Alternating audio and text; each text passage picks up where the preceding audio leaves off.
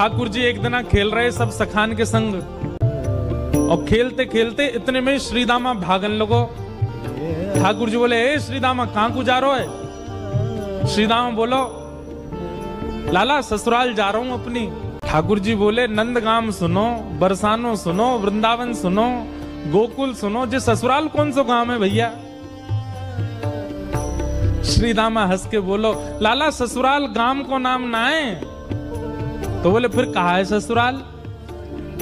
बोले, जब ब्याह है जाए ना तो अपनो घर तो पीहर है और पत्नी को घर जो है का वो ससुराल है। ठाकुर जी बोले, जे पत्नी कौन होवे? बोले, लाला जैसे नंद बाबा की तेरी मैया यशोदा पत्नी है, ऐसे ही मेरा ब्याह है रो, मैं वो पत्नी लेवे जा रहा हूं, तो पत्नी के घर को ससुराल के में। ठाकुर जी गए श्रीदामा के पास, ओए श्रीदामा मेरो ससुराल कौन सा है? मेरो ससुराल को नाम बता। श्रीदाम बोलो, मुंह का पता तेरा ससुराल कौन सा? तेरी बहू जहां की होगी वही तेरा ससुराल। बोले, मेरी बहू कहाँ है? श्रीदामा बोलो, लाला मुंह मत पूछे, मैया तो जाके पूछ। ठाकुर जी तो आज पहुंच गए सुबेरे ते ही, और यशोदा मैया से जाकर के रोने लगे। मैया बोली, काय गुरो रा लाला? बोले, मैया तेने मुझे इतनी बड़ी बात छिपाई।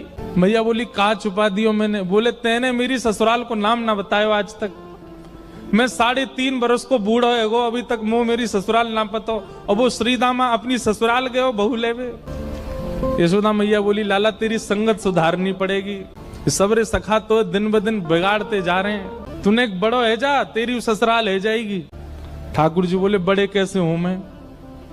बोले, जब खुद दूध पीन लगेगो, खुद नहान लगेगो, खुद तैयार है जाएगो, घर के सब काम अन्य करने लगेगो, तू बड़ो हो जाएगो, तेरो ब्याह करा दूंगी। महाराज वही दिना ठाकुर जी गए, अपने सबरे पुराने लत्ता कपड़ा लेकर के आए, धोने लगे उन्हें, अपने आप दूध पीन लगे, अपने आप भोजन करने लगे, अपने आप ही उठ पटांग श्रृंगार करने लगे। शाम को बोले, मैया मैं बड़ो है गो, अब ब्याह करा दे मेरो। मैया बोली, वाह दिन में ही बड़ो है गो तू।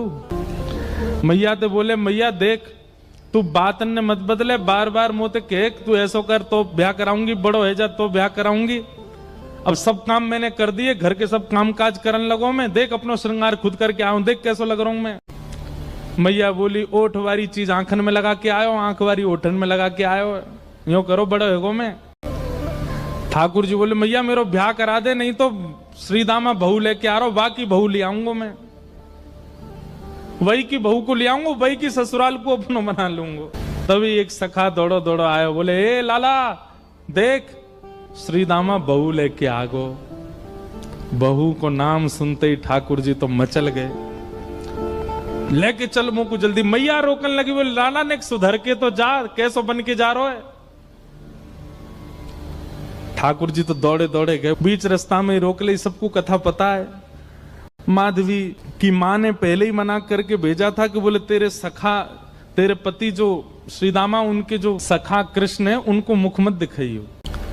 ठाकुर जी पालकी में घुस गए, हाथ पांव जोड़ के कहने लगे, भाभी जी एक बार ने अपना मुख दिखाए दो, लेकिन माधवी ने नहीं दिखाया। ठाकुर जी कह रहे हैं, देख ले, बड़े बड़े जोगी, बड़े बड़े तपस्वी, बड़े बड़े ध्यानी हमारे मुख को देखवे के काजे तड़पे, और हम तेरे सामने बैठे, तू हमें मोहना दिखा रही अपनो।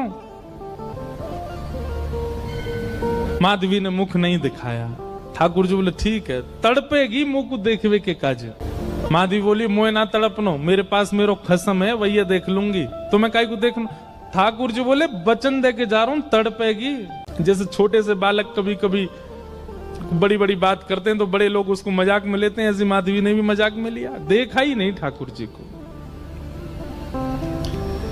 श्री शुकाचार्य जी वर्णन करते हैं, वृंदावन में कैसी स्थिति है।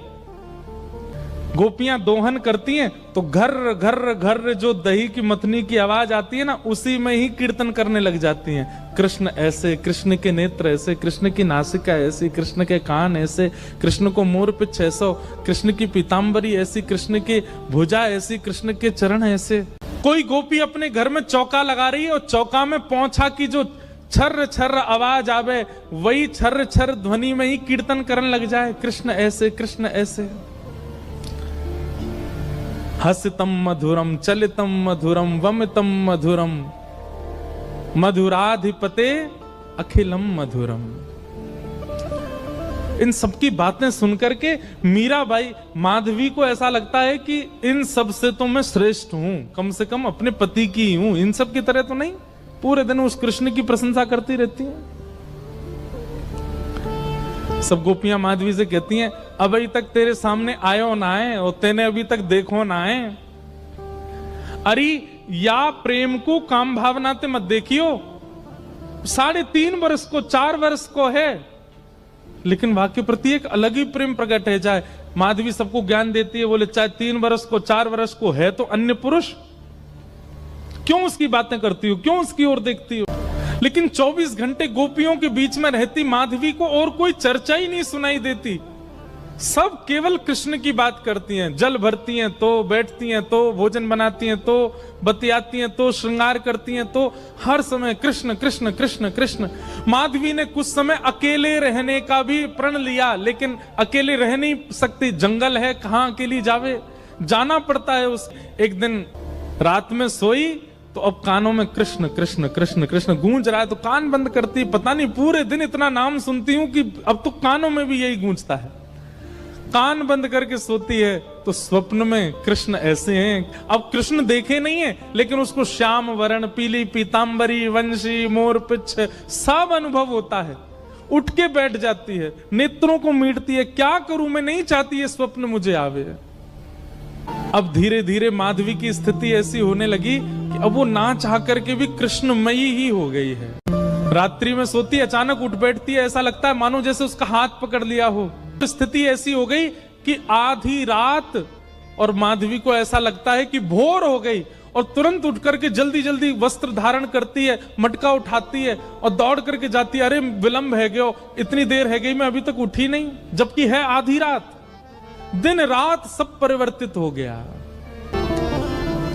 पहुंच गई यमुना तट, और यमुना तट जाकर के देखा एक भी गोपी नहीं है, तो माधवी को लगा कि मैं विलंब से आई हूं, सब शायद जल भर के चली गई हैं। जल भर के रोज जाती है माधवी, लेकिन आज पता नहीं उस पात्र में इतना भार कहां से आ गया कि स्वयं ही नहीं उठा पा रही है। इधर उधर देखने लगी, याचना करने लगी, कोई तो आवे, कोई तो उठा दे, और तभी कोई नहीं है वहां। नंद नंदन श्याम सुंदर चलते हुए आ रहे हैं माधवी के पास। माधवी की मति घूम गई है। तभी ठाकुर जी वहां पहुंच गए। पहले तो चाल देखी तो चाल पर मोहित हुई, फिर जब वक्ष देखा तो वक्ष पर, जब हाथ देखे तो हाथ की चलन पर मोहित हो गई, और मुख देखा तो भूल गई सुध बुध। ठाकुर जी आए और आकर के मंद मुस्काए के बोले, हेरी गोपी, उचाए ना पा रही, चल ले मैंने एक हाथ लगा दूं, उचाले याकू। और एक तरफ से माधवी ने मटकी पकड़ी और दूसरी तरफ से ठाकुर जी आकर के नन्हे से गोपाल जी ने जैसे ही हाथ लगाया मटकी उठने लगी। लेकिन मटकी पर नेक सहारा देते माधवी रख लेती, ऐसा नहीं। ठाकुर जी मटकी उछा के, जैसे जैसे मटकी उछ रही है वैसे वैसे ठाकुर जी लंबे होते जा रहे हैं, और बिल्कुल माधवी के नेत्रन के सामने आकर के खड़े है गए। कटाक्ष नेत्रों के सामने कोई गोपी टिक नहीं पाती, और माधवी को ठाकुर जी प्रत्यक्ष देख रहे हैं, सामने खड़े हैं कि। और वो एक क्षण के लिए जो रूप माधुरी का दर्शन हुआ, वो दर्शन देकर के ठाकुर जी खिलखिल करते हुए भाग गए वहां से। अब माधवी चाहती है कि पीछे भागे, लेकिन पैर स्तब्ध हो गए। माधवी चाहती है कि चिल्लाए कि रुक जाओ, पर बोल नहीं पा रही है।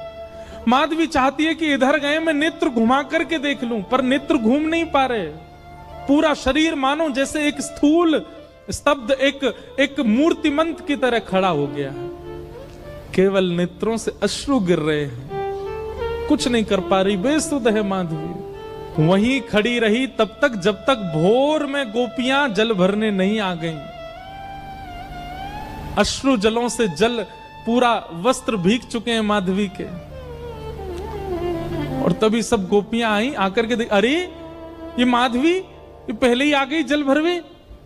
सबने जाकर के हिलाया। स्पर्श के बाद भी माधवी हिल नहीं पा रही है, बस नेत्र लाल पड़े हैं, अपलक नेत्र हैं और नेत्रों से केवल अश्रु गिर रहे हैं। बोलना चाहती है, कहना चाहती है, चिल्लाना चाहती है, किसी को पकड़ना चाहती है, पर कुछ नहीं कर पा रही है। तब एक गोपी गई और जमुना जल लेकर के जैसे ही माधवी के मुख पे छिड़को, माधवी तुरंत सचल जैसी हो गई और धड़ाम से मूर्छित होकर गिरी।